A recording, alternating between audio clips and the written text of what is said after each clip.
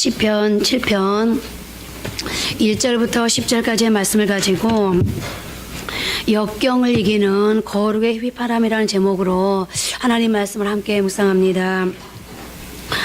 오늘 시편 7편의 표제어는 베냐민의 구시의 말에 따른 여호와께 드린 노래라고 되어 있습니다. 그런데 성경을 아무리 뒤져보아도 베냐민인 구시가 누구인지 알 길이 없습니다.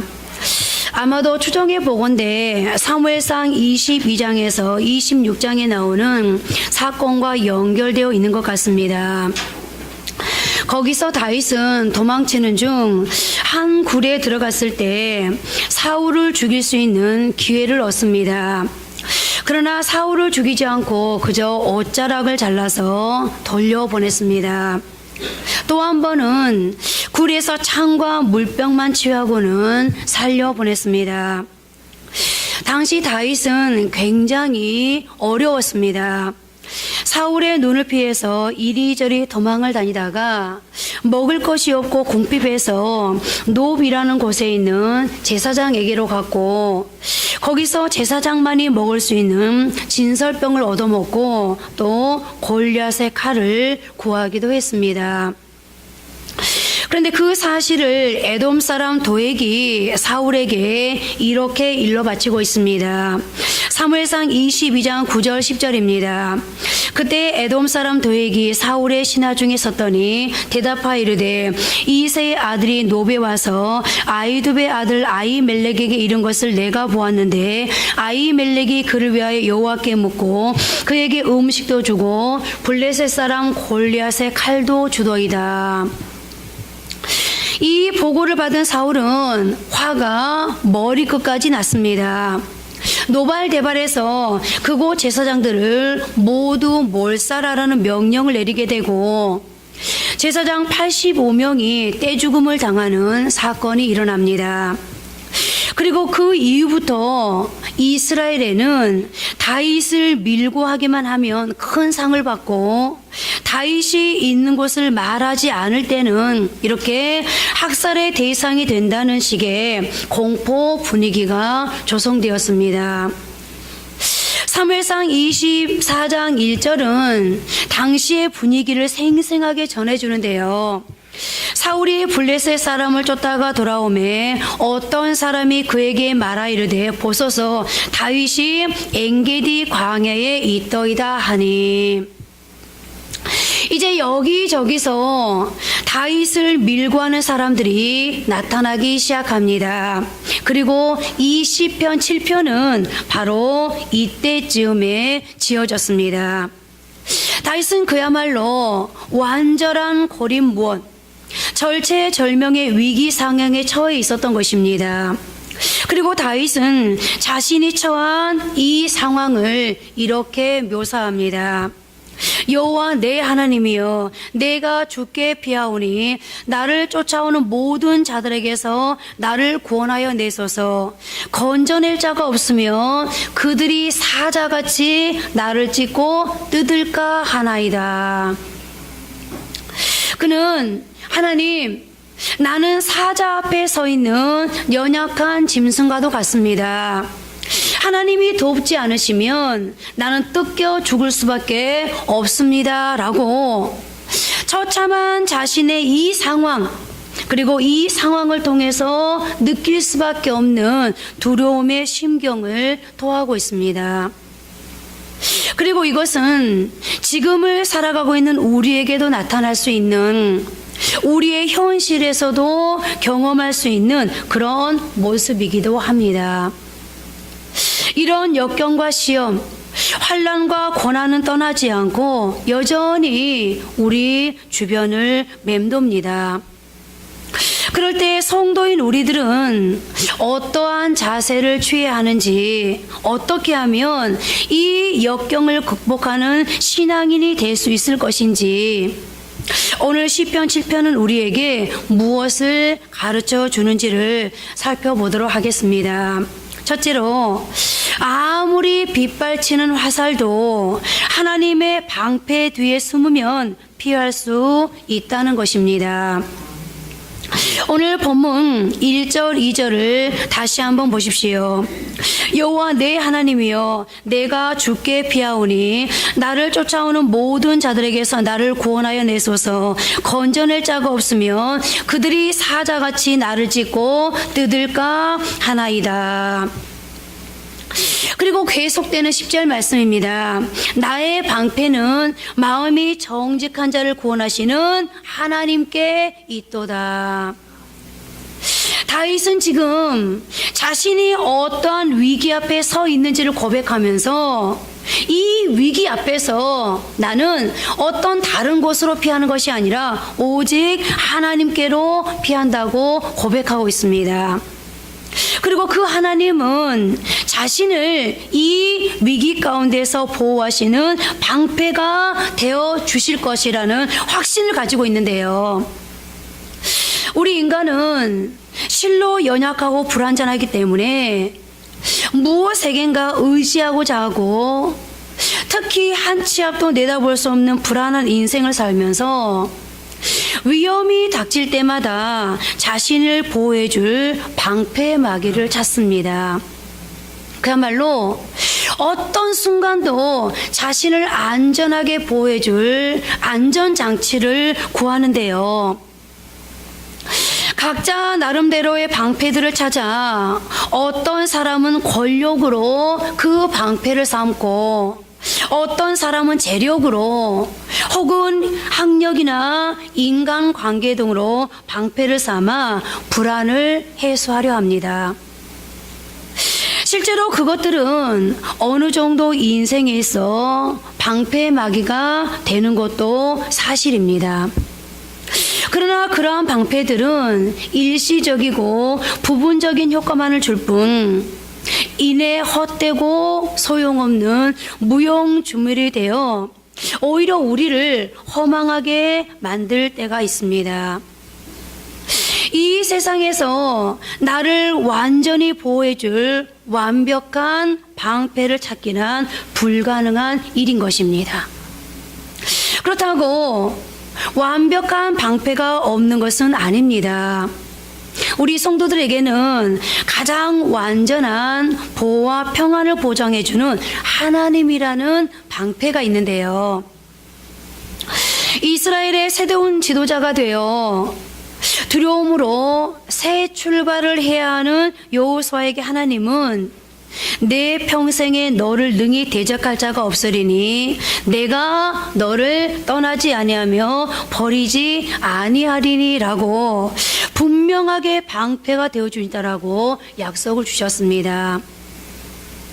그리고 그 하나님은 오늘 우리에게도 시편 121편을 통해 졸지도 주무시지도 않으시고 우리를 지키시는 영원한 방패가 되어주실 것을 약속하고 계십니다.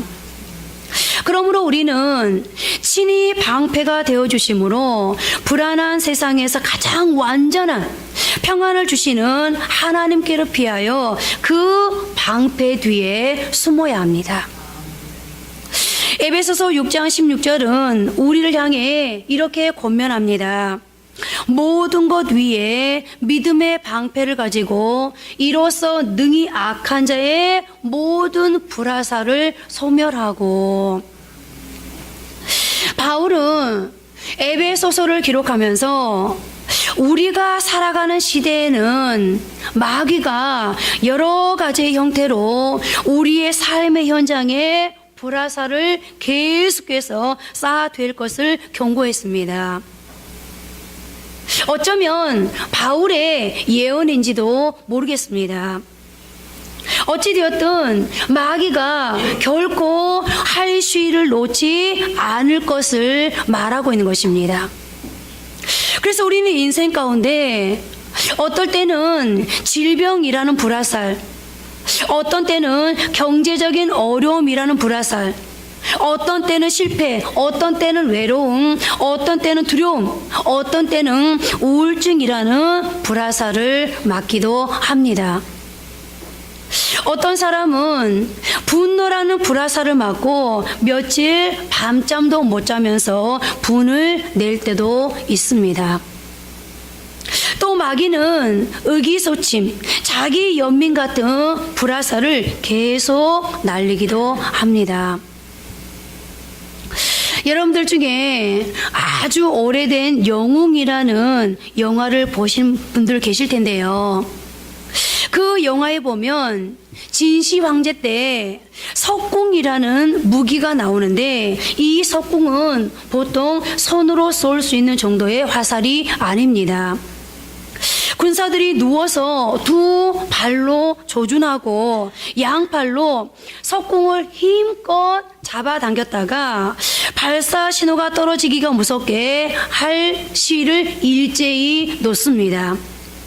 그러면 좀 과장된 말입니다만 10만 군사가 동시에 쏜 화살이 비와 같이 하늘로 또 올랐다가 아래로 꽂히기 시작하면 마치 폭우가 쏟아지는 것처럼 땅 어디에도 피할 데가 없습니다.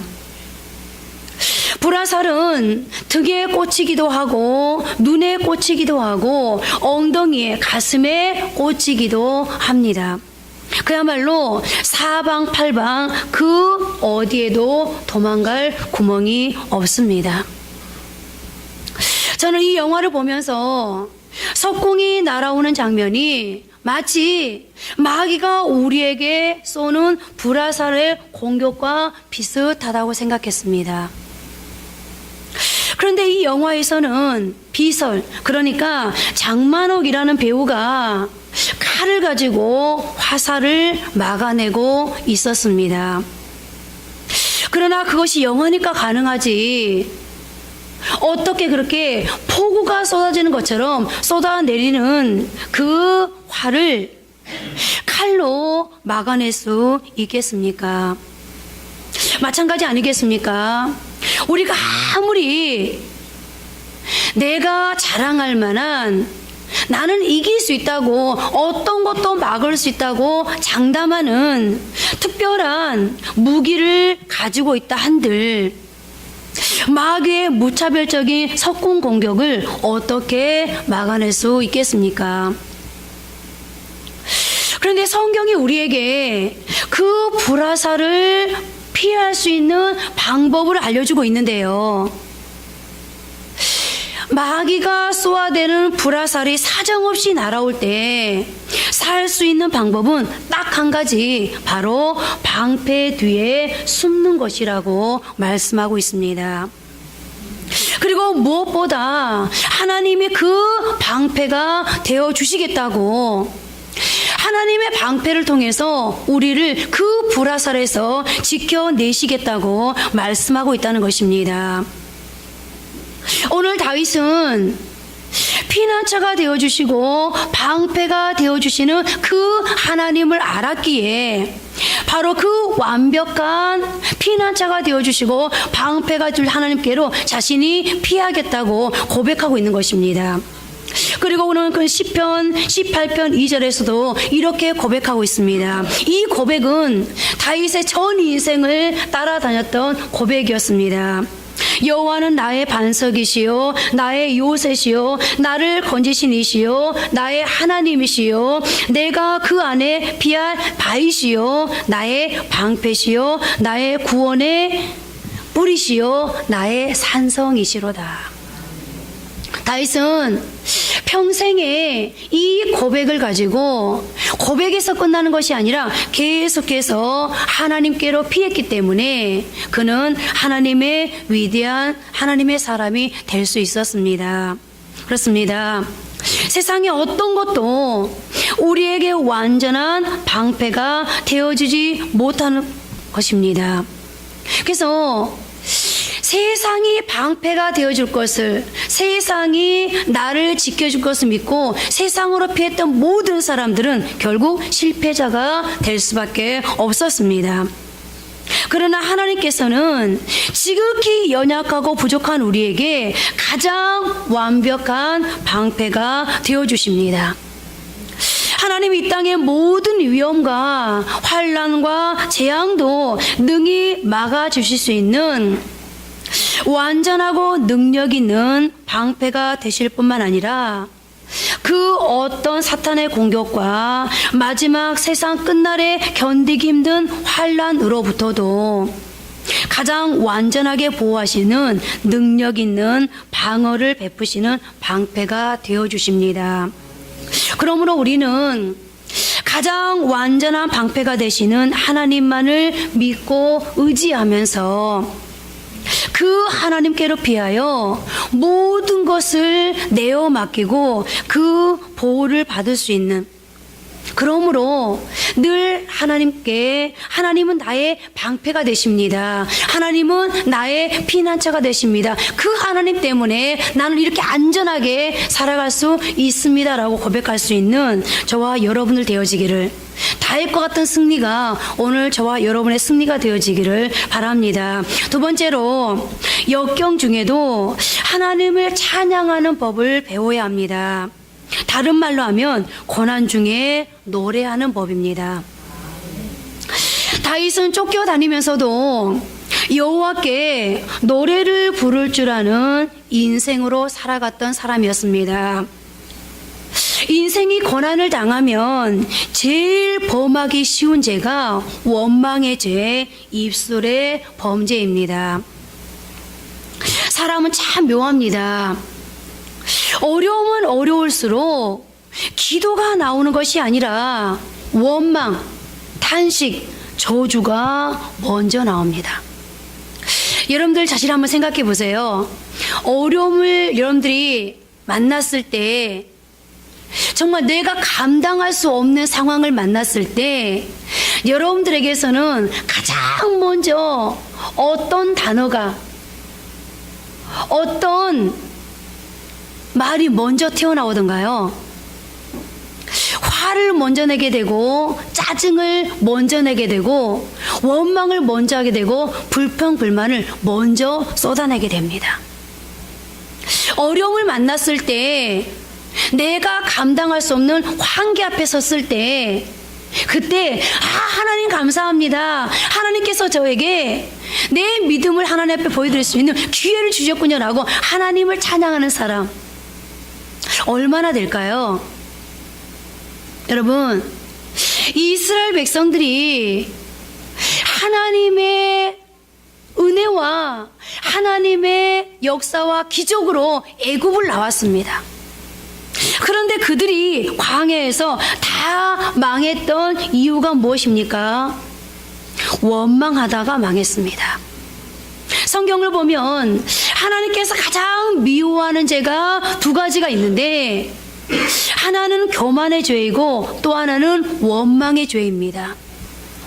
교만한 사람은 살아남지 못했고 원망하는 백성들은 다 망했습니다. 민수기 13장 27절 28절입니다. 나를 원망하는 이 악한 회중에게 내가 어느 때까지 참으랴. 이스라엘 자손이 나를 향하여 원망하는 바 그 원망하는 말을 내가 들어노라. 그들에게 이르기를 여호와의 말씀에 내 삶을 두고 맹세하노라. 너희 말이 내 귀에 들린 대로 내가 너희에게 행하리니. 나를 원망하는 이 악한 회중에게 내가 어느 때까지 참으랴. 하나님은 나를 원망하는 회중이라고 하시면서 그냥 회중이라고 말씀하시지 않았습니다. 이 악한 회중이라고 말씀하고 계십니다. 그러면서 이스라엘 자손이 나를 향하여 원망하는 그 원망하는 말을 내가 들었다. 너희 말이 내 귀에 들린 대로 내가 행하겠다라고 말씀하십니다. 무슨 말입니까?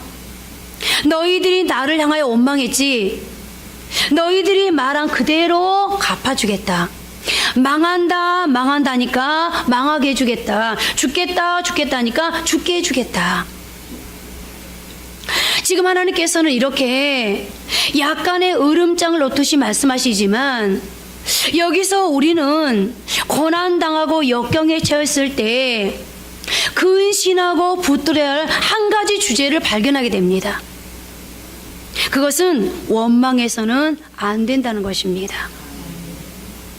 반면에 역경이 있을 때 하나님 앞에 기도하고 찬송하면 그 자체가 승리를 불러올 수 있다는 것과, 우리가 역경 중에 찬송하는 모습이 바로 하나님이 원하시는 모습이라는 것을 동시에 발견하게 되는데요.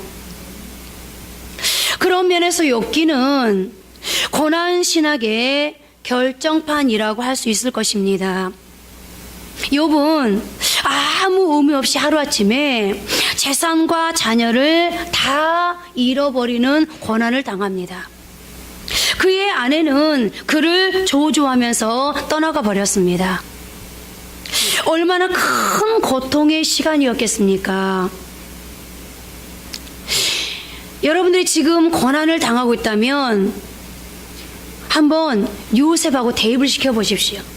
아무리 우리가 큰 고난을 당하고 있다 한들 어떻게 욥과 견줄 수 있겠습니까? 어떻게 다윗과 요셉 같은 사람과 견줄 수 있겠습니까? 하루아침에 아무 의미도 없이 잘못도 안 했는데 재산을 다 잃었습니다. 자녀를 잃었습니다. 아내와는 결별을 했습니다. 어떻게 이런 상황이 올 수 있습니까? 어떻게 이런 인생이 있을 수 있단 말입니까? 말로 표현할 수 없는 고난임에 분명합니다. 고통의 시간임에 분명합니다. 사람들은 욥이 원망할 것이라고 예상했을 것입니다. 아니, 모든 사람들이 그러니까 당연히 그렇게 여겼을 것입니다. 그러나 욥기 1장 20절부터 22절까지를 보면 욥은 그렇게 하지 않았습니다. 욥이 일어나 겉옷을 찢고 머리털을 밀고 땅에 엎드려 예배하며, 여러분 욥이 어떻게 했습니까? 욥은 그 상황에도 하나님을 예배했습니다. 그리고 그는 이렇게 고백합니다. 이르되 내가 못에서 알몸으로 나왔사온즉 또한 알몸이 그대로 돌아갈지라. 주신 이도 여호와시요 거두신 이도 여호와시오니 여호와 이름이 찬송을 받으실지니이다. 어떻게 이 상황에 하나님을 예배하고 여호와 이름이 찬송을 받으실지니이다 라고 고백할 수 있습니까? 욥기의 기록자는 욥의 이런 이례적인 자세, 즉 많은 사람들은 욥이 하나님을 원망하며 범죄할 것이라고 예측했지만 욥은 고난 중에도 범죄하지 않았을 뿐만 아니라 오히려 하나님을 찬양하고 예배하는 모습, 욥기서의 기자는 바로 이런 욥의 반응에 초점을 맞춰서 성경을 기록하고 싶었던 것입니다. 그러면서 우리에게 너희도 고난 당할 때 욥처럼 하라고 우리에게 요구하고 싶었던 것입니다. 욥의 강점이 바로 여기에 있었음을, 그는 고난 중에도 찬송하고 예배했음을, 그러므로 승리할 수 있었음을 말하고 싶었던 것입니다. 우리의 승리의 비결이 다른 데 있는 것이 아니라 고난 중에 하나님을 예배하고 찬송하는 것, 바로 그것이 우리의 승리의 키워드임을 오늘 욥기 기자는 말하고 싶었는데요. 그러나 반대의 경우도 있습니다. 이스라엘 백성들이 바벨론의 포로로 붙잡혀 갔을 때 불렀던 노래가 시편 130시편인데요. 거기서 시편 기자는 이 이스라엘의 위기는 바로 찬송을 잃어버린 것임을 시사하고 있습니다. 시편 137편 4절부터 6절입니다. 우리가 이방 땅에서 어찌 여호와의 노래를 부를까? 예루살렘아, 내가 너를 잊을진대 내 오른손이 그의 재주를 잃지로다. 내가 예루살렘을 기억하지 아니하거나 내가 가장 즐거워하는 것보다 더 즐거워하지 아니할진대 내 혀가 내 입천장에 붙을지로다. 이 시의 내용을 요약하면 극심한 위기에는 찬송할 수 없다는 것입니다. 그리고 찬송이 사라지면 승리도 사라진다는 것인데요. 여러분, 이스라엘 백성들이 하나님을 노래하지 않다가 하나님을 예배하지 않다가 우상만 바라보고 우상만 섬기다가 하나님의 징계, 하나님의 심판에 의해서 바벨론의 포로로 잡혀갔습니다. 시편 137편 1절은 마치 이스라엘 백성들이 우리가 시온을 기억하며 울었도다 그러니까 이스라엘 백성들이 과거에 하나님 앞에 예배하지 못하고 하나님을 노래하지 못한 것을 후회하면서 하나님 다시 회복되어지며 우리가 하나님 앞에 예배하고 노래할게요 라고 하나님 앞에 과거를 후회하면서 하나님 앞에 예배와 찬송을 그리워하는 것 같지만 계속된 말씀을 보면 그럼에도 불구하고 이스라엘 백성들이 여러분 생각해 보세요. 바벨론의 포로로 잡혀갔으니 그거보다 더 큰 고난이 어디 있습니까? 그거보다 더 큰 시련이 어디 있습니까? 이 시련 속에서 그들이 하나님을 찾고 하나님 앞에 하나님 우리를 도와주십시오, 우리를 회복시켜 주십시오 라고 하나님께 도움을 구하면서 하나님을 예배하고 하나님 앞에 계속 찬송을 불러야 되는데 어떻게 합니까? 우리는 이런 시련 앞에서 노래할 수 없다는 거예요. 하나님이 어떻게 우리에게 이런 시련을 줄 수 있는가? 우리는 이 시련 앞에서 결코 노래할 수 없다. 어떻게 사람이 이런 고난 앞에서 노래할 수 있다는 말입니까? 여러분들 우리도 이런 고백할 때가 있죠. 하나님 어떻게 이 고난 앞에서 노래를 부를 수 있어요? 하나님 이런 역경 앞에서 이런 시련 앞에서 이런 환난 앞에서 이 고통 앞에서 아파 죽겠는데 어떻게 노래할 수 있어요? 오늘 이스라엘 백성들이 그런 모습이었습니다. 그랬더니 이 6절 마지막에 보니까 내 혀가 내 입천장에 붙을지로다. 여러분들 혀가 입천장에 붙으면 어떻게 되겠어요? 이 말은 무슨 말일까요? 달리 해석하면 이런 말입니다. 너가 고난 중에 찬송하지 않으므로 고난 중에 찬양하지 않으므로 어떻게 된다? 오히려 더 상황이 악화된다는 거예요. 그러니까 이 말은 무슨 말입니까? 이스라엘 백성들은 지금 너무 고통이 심해서 하나님을 찬양할 수 없습니다. 그런데 하나님은 뭐라고 말하고 있는 거예요? 그래도 찬양해.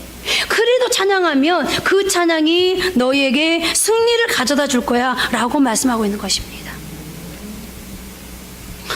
이사야 43장 21절은 우리에게 무엇을 말씀하고 있습니까? 백성은 여기서 말하는 백성 누굽니까? 내 백성. 하나님이 말씀하고 있는 내 백성은 내가 나를 위하여 지었나니 나를 찬송하게 하려 함이니라. 하나님께서 우리를 창조하신 목적은 여러 가지가 있겠지만 그 중에 하나는 하나님을 찬송하기 위함이라는 것입니다. 그래서 하나님은 우리가 기쁠 때 찬송하는지 슬플 때 찬송하는지 그것을 보십니다. 만약 고난 중에 욥처럼 그 고난을 허락하신 하나님을 그럼에도 불구하고 찬송할 수 있다면 그 사람의 신앙이야말로 진짜 신앙일 것이기 때문입니다. 그러면 하나님은 왜 이렇게 우리가 고난 가운데 있을 때 아파 죽겠는데 이 고난을 견디기도 힘겨운데 위로는 못할 망정 왜 하나님께서 우리로 하여금 찬양하기를 원하시는 걸까요? 바로 찬양에는 위대한 능력이 있기 때문인데요. 우리가 잘 아는 역대하 20장에는 찬양에 어떠한 위력이 있는지를 잘 알려주는 하나의 사건이 기록되어 있습니다. 여호사밧이 유다의 왕으로 있을 때 여호사밧을 치러 올라온 모압 자손과 암몬 자손들 그리고 마온 사람들의 큰 무리가 있었습니다. 그리고 12절에 보니까 유다와 여호사밧은 자신들의 지금의 상황이 이 큰 무리를 이길 수 없다는 것을 이렇게 고백하고 있습니다. 우리를 치러 오는 이 큰 무리를 우리가 대적할 능력이 없고 어떻게 할 줄도 알지 못하고 오직 주만 바라보나이다 하고, 그리고 그때 이렇게 자신들에게는 싸울 능력도 없고 어떻게 할지를 모르겠다는 그들에게 하나님께서 한 가지 전략을 주십니다. 역대하 20장 21절입니다. 함께 합독하십니다. 백성과 더불어 의논하고 노래하는 자들을 택하여 거룩한 예복을 입히고 군대 앞에서 행진하며 여호와를 찬송하여 이르기를 여호와께 감사하세 그의 인자심이 영원하도다 하게 하였더니, 전쟁에 필요한 군대를 내보내라는 게 아닙니다. 군사를 재정비하라는 것이 아닙니다. 칼과 창을 준비하라는 것이 아닙니다. 찬양대에게 거룩한 예복을 입혀서 하나님께 감사 노래를 하라는 것입니다. 아니, 어떻게 이 상황이 감사할 수 있는 상황입니까? 아니, 어떻게 이 고난, 이 전쟁 앞에서 노래할 수 있겠습니까? 여러분들 전쟁 앞에서 노래 부를 수 있겠습니까? 인간적으로 보면 이 처방은 뭔가 잘못된 거 아닙니까? 그런데 여호사밧과 백성들은 이 하나님의 작전 명령, 이 미친 짓에 순종했습니다. 그랬더니 어떻게 되었습니까? 역대하 20장 22절 23절을 또 한번 합독하십니다. 그 노래와 찬송이 시작될 때에 여호와께서 복병을 두어 유다를 치러 온 암몬 자손과 모압과 세일산 주민들을 치게 하심으로 그들이 패하였으니 곧 암몬과 모압 자손이 일어나 세일산 주민들을 쳐서 진멸하고 세일 주민들을 멸한 후에는 그들이 서로 쳐 죽였더라. 여러분, 그저 노래만 했는데 하나님께서 하나님의 방법인 생각지도 않은 복병이 저들을 상대하게 했고, 그러므로 그들이 패하더니 이제는 자기네들끼리 싸움을 하면서 서로를 쳐 죽이는 놀라운 이변이 일어났습니다. 그뿐만이 아닙니다. 계속되는 24절 25절은 그때의 승리 결과를 이렇게 밝히고 있습니다. 유다 사람이 들망대에 이르러 그 무리를 본즉 땅에 엎드러진 시체들 뿐이요 한 사람도 피한 자가 없는지라. 여호사밧과 그의 백성이 가서 적군들의 물건을 탈취할세 본즉 그 가운데에 재물과 의복과 보물이 많이 있으므로 각기 탈취하는데 그 물건이 너무 많아 능히 가져갈 수 없을 만큼 많으므로 사흘 동안에 거두어 드리고. 여러분, 놀랍지 않습니까? 단지 찬양만 했을 뿐인데, 노래만 불렀을 뿐인데 그들은 이런 놀라운 승리와 함께 재물을 얻는 축복을 경험할 수 있었던 것입니다. 찬양에는 이런 놀라운 능력이 있습니다. 찬양이 전쟁에서의 승리를 가져다 주었습니다. 다윗이 찬양할 때 사울에게 있었던 악령이 그에게서 떠나가는 놀라운 역사가 있었습니다. 바울과 실라는 감옥에서 찬양했더니 감옥이 열리는 기적이 있었습니다. 그렇습니다. 우리가 고난 중에 찬양할 때 고난의 문제, 고난 때문에 치르는 이 상황과의 전쟁에서 승리할 수 있습니다. 우리가 고난 중에 찬양할 때 우리를 괴롭게 하고 우리에게 손해를 가져다주는 악령이 떠나갑니다. 우리가 고난 중에 찬양할 때 우리를 묶고 있는 모든 요소들이 풀리는 역사가 있습니다. 여러분, 지금 고난 중에 역경 중에 계십니까? 그래서 마음이 답답하고 무겁고 두렵습니까? 이제 마음을 열고 입을 열어 찬양해 보십시오. 사탄이 물러가고 지금의 이 상황을 넉넉히 견뎌내는 능력이 임할 것입니다. 이스라엘 백성들이 여러분들 잘 알고 계실 텐데요. 이스라엘 사람들은요, 자녀에게 반드시 두 가지 교육을 시킨다고 합니다. 공부를 먼저 시키는 것이 아니라 반드시 두 가지 교육을 먼저 시킨대요. 첫째는요, 성경을 읽고 애우게 만듭니다. 그리고 또 한 가지는 찬양 가사를 애우고 부르게 만듭니다. 여러분, 왜 그렇겠습니까? 부모들이 이 인생을 살아가면서 이 인생을 잘 살아낼 수 있는, 이 인생을 성공할 수 있는 키워드가 어디에 있는지 몰라서 그렇겠습니까? 공부 잘하는 것이, 좋은 학교, 좋은 대학, 좋은 결혼, 좋은 취직 하는 것이 인생의 성공인 것을 몰라서 그들이 어렸을 때부터 공부는 좀 못해도 괜찮아, 학교 공부는 좀 뒤떨어져도 괜찮아, 그러나 반드시 너희는 이것만은 해야 돼 라고 하는 것이 성경을 읽는 것과 애우는 것, 찬송 가사를 애우는 것과 노래를 부르는 것이라면 여러분들 왜 그러겠습니까? 세계적으로 가장 우수하다고 말하는 이스라엘 사람들이 그렇게 자녀 교육을 시킨 데는요, 이유가 있습니다. 자신들이 인생을 살아보니까 어떤 인생도 비껴가지 않는 것이 고난이라는 것을 그들은 알았던 겁니다. 어떤 인생도 비껴갈 수 없는 것이 바로 인생의 역경과 환란이라는 것을 그들은 알았습니다.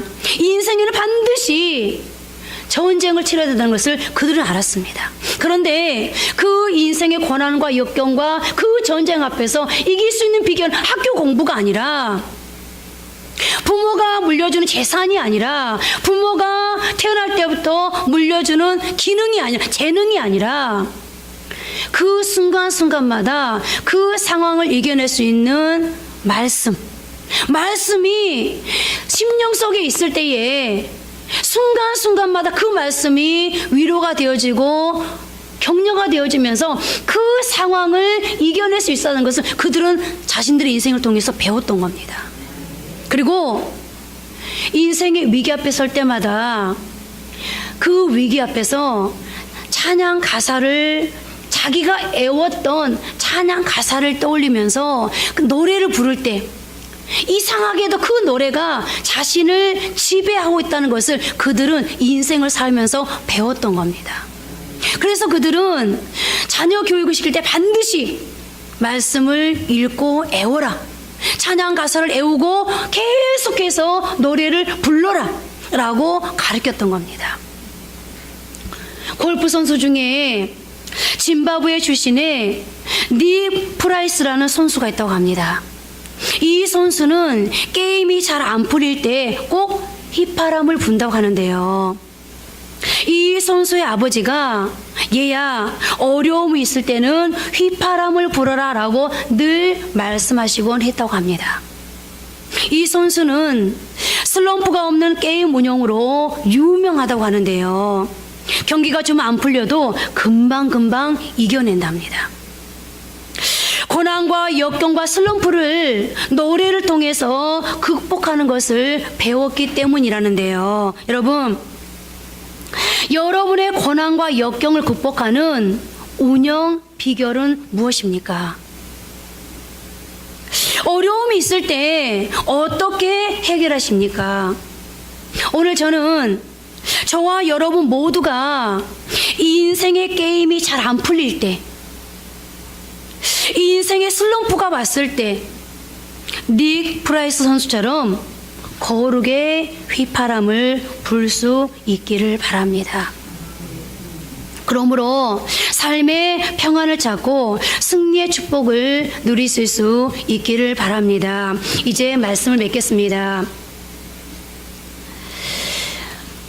저는 어려움을 당할 때마다, 그리고 누군가 어려움을 당할 때 그분을 위해서 중보할 때마다 하나님께서 늘 찬양을 통해서 응답하실 때가 있습니다. 그래서 저는 찬송가 384장을 참 즐겨 부르는데요. 그 가사는 이렇게 기록되어지고 있습니다. 나의 갈 길 다가도록 예수 인도하시니 내 주 안에 있는 공을 어찌 의심하리요. 믿음으로 사는 자는 하늘 위로 받겠네. 믿음으로 사는 자는 하늘 위로 받겠네. 무슨 일을 만나든지 만사 형통하리라.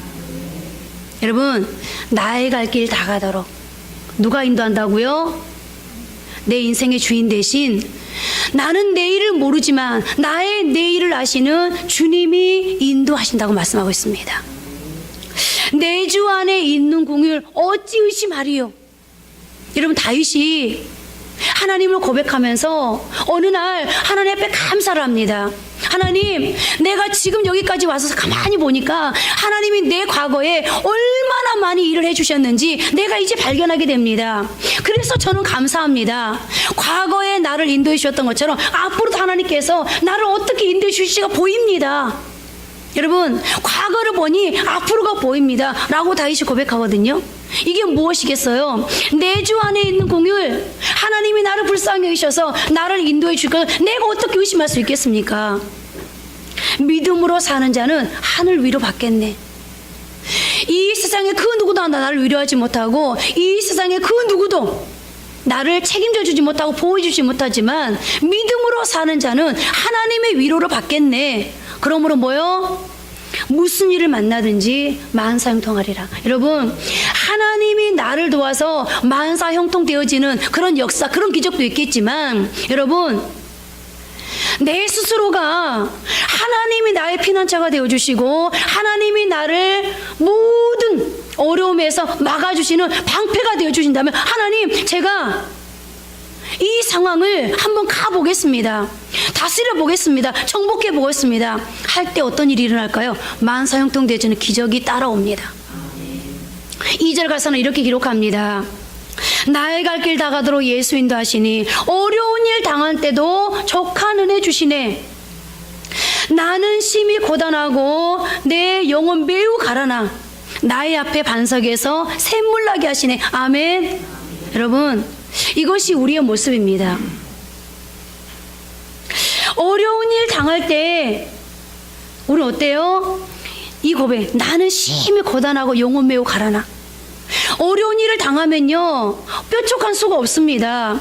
어려운 일을 당하면 특별한 사람이 없습니다. 어려운 일을 당하면 너도 넘어지고 나도 넘어집니다. 어려운 일을 당하면 너도 자빠지고 나도 자빠집니다. 뾰족한 수가 없습니다. 그런데 그때에 족한 은혜 주시네. 이미 주님은 내게 피난처가 되시고 방패가 되시기 때문에 내게 어떤 은혜 주셔요? 내가 그 상황을 견뎌낼 수 있도록 은혜를 주신다는 것. 내게 필요한 은혜. 그 은혜가 어떤 은혜입니까? 반석에서 샘물 나게 하시네. 여러분들, 이스라엘 백성들이 어려움을 당하니까 하나님께서 목말라는 이스라엘 백성들에게 뭐라고 말하니까 반석을 쳐라, 명령해라. 그럼 뭐가 쏟아질 것이다? 반석에서 물이 날 것이다. 하나님이 뭘 준비해 놓은 거예요? 이미 하나님은 이스라엘 백성들의 그 가람목을 죽일 물을 준비해 놓으셨던 거예요. 하나님은 우리가 하나님 앞에 하나님은 나의 피난처이십니다, 하나님은 나의 방패이십니다 라고 낙심하고 절망하는 자에 멈춰있지 않고 오히려 하나님을 믿고 의지하고 신뢰하면서 그 하나님을 찬양하고 노래할 때 하나님은 우리에게 준비해 놓으신 것을 주신다는 거예요. 3절 가사는 이렇게 기록합니다. 나의 갈 길 다가도록 예수 인도하시니 그의 사랑 어찌 큰지 말로 할 수 없도다. 성령 감화 받은 영혼 하늘나라 갈 때에 영영부를 나의 찬송 예수 인도하셨네. 내가 하나님을 찬양할 수 있도록 하나님이 인도하신다는 겁니다. 여러분, 이제 다시 한번 여러분들이 역경을 당할 때 여러분만의 휘파람을 만드십시오. 여러분들만의 주장할 수 있는 도구, 무기를 만드십시오. 그것이 무엇입니까? 오늘 다윗에게서 배울 수 있습니다. 하나님은 나의 피난처가 되십니다. 하나님 나의 방패가 되십니다. 그러므로 내가 하나님을 노래하겠습니다. 이것이 여러분들만이 만들어야 될, 여러분들만의 고난 앞에서 불어야 될 휘파람입니다. 역경 앞에서 여러분들만이 부를 수 있는 휘파람을 만드시고 그러므로 승리의 주인공들 되시는 우리 모두가 되어지기를 바랍니다. 기도하시겠습니다. 이제 한번 나는 이제부터 나만 휘파람을 어떤 것으로 만들까? 하나님 앞에 한번 기도하시면서 하나님은 나의 피난처와 방패가 되십니다. 하나님은 내가 어떤 경우에도 승리할 수 있도록 도우시는 분입니다. 그러므로 내가 하나님을 찬양하겠습니다. 그러면서 한번 기도할 수 있기를 바랍니다.